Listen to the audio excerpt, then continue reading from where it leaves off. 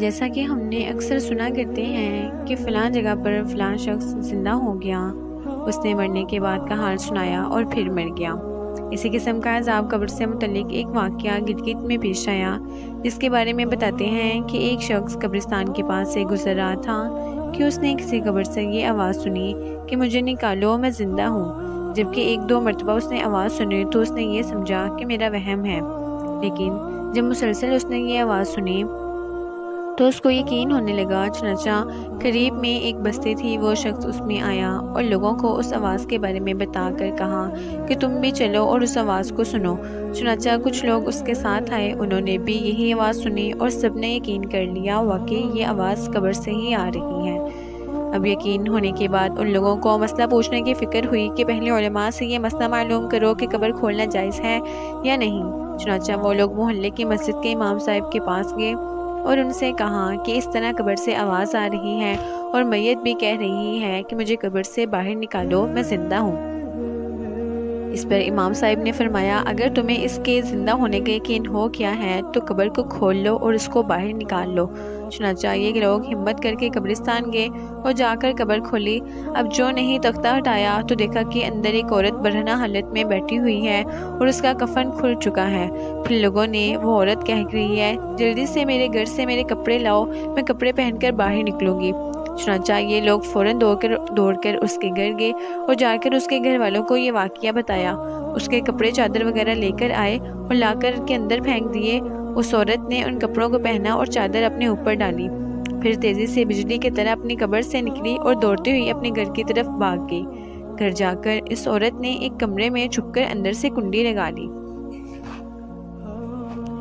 اب جو لوگ قبرستان آئے تھے دوڑ کر اس کے گھر پہنچے، ان کو وہاں جا کر معلوم ہوا کہ اس نے اپنے کمرے کے اندر سے کنڈی لگا رکھی ہے۔ ان لوگوں نے دستک دی کہ کنڈی کھولو۔ اندر سے اس عورت نے جواب دیا کہ میں کنڈی تو کھول دوں گی، لیکن کمرے کے اندر وہ شخص داخل ہو جس کے اندر مجھے دیکھنے کی تاب ہو، اس لیے اس وقت میری حالت ایسی ہے کہ میرے ہر آدمی مجھے دیکھ کر برداشت نہیں کر سکے گا، لہٰذا کوئی دل کر دے والا شخص اندر آئے اور آ کر میری حالت دیکھے۔ اب سب لوگ اندر جانے سے ڈر رہے تھے، مگر دو چار آدمی جو مضبوط دل والے تھے انہوں نے کہا کہ تم کنڈی کھولو، ہم اندر آئیں گے۔ اس نے کنڈی کھول دی اور کچھ لوگ اندر چلے گئے۔ لوگوں نے اندر جا کر دیکھا وہ عورت اپنے آپ کو چادر میں چھپائے بیٹھی ہوئی تھی۔ جب یہ لوگ اندر پہنچے تو اس عورت نے سب سے پہلے اپنا سر کھولا۔ ان لوگوں نے دیکھا اس کے سر میں ایک بھی بال نہیں ہے، وہ بالکل خالی کھوپڑی ہے، نہ اس پر بال ہے نہ کھال ہے، لیکن صرف ہڈی ہی ہڈی ہے۔ لوگوں نے اس سے پوچھا، تیرے بال کہاں گئے؟ اس عورت نے جواب دیا، جب میں زندہ تھی تو ننگے سر گھر سے باہر نکلا کرتی تھی، پھر مرنے کے بعد جب میں قبر میں لائی گئی تو فرشتوں نے میرا ایک ایک بال نوچا اور اس نوچنے کے نتیجے میں میرے بال کے ساتھ کھال بھی نکل گئی۔ اب میرے سر پر نہ بال ہے نہ کھال ہے۔ اس کے بعد اس عورت نے اپنا منہ سے کپڑا ہٹایا۔ جب لوگوں نے اس کا منہ دیکھا تو اتنا خوفناک ہو چکا تھا کہ سوائے دانتوں کے کچھ نظر نہیں آیا، نہ اوپر کا ہونٹ موجود تھا نہ نیچے کا ہونٹ موجود تھا، بلکہ 32 کے 32 دانت سامنے جڑے ہوئے نظر آ رہے تھے۔ سوچئے اگر کسی انسان کے صرف دانت ہی نظر آ رہے ہوں تو کتنا ڈر و خوف معلوم ہوتا ہے۔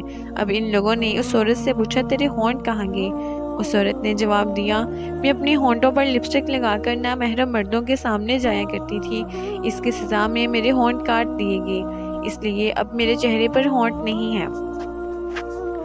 پھر اس عورت نے اپنے ہاتھ اور پیروں کی انگلیاں کھولی۔ لوگوں نے دیکھا اس کی انگلیاں، ہاتھ اور پیروں کی جو ایک بھی ناخن نہیں تھا، تمام انگلیوں کے ناخن غائب تھے۔ اس سے پوچھا، تیری انگلیوں کے ناخن کہاں گئے؟ اس عورت نے جواب دیا، ناخن پالش لگانے کی وجہ سے میرا ایک ایک ناخن کھینچ لیا گیا، چونکہ میں یہ سارے کام کر کے اپنے گھر سے باہر نکلا کرتی تھی، اس لیے جیسے ہی مرنے کے بعد قبر میں پہنچی تو میرے ساتھ یہ معاملہ کیا گیا اور مجھے یہ سزا ملی کہ میرے سر کے بال بھی نوچ دیے گئے، میرے ہونٹ بھی کاٹ دیے گئے اور ناخن بھی کھینچ لیے گئے۔ اتنی باتیں کرنے کے بعد وہ بے ہوش ہو گئی اور مردہ بے جان ہو گئی جیسے لاش ہوتی ہے۔ چنانچہ ان لوگوں نے دوبارہ اس کو قبرستان میں پہنچا دیا۔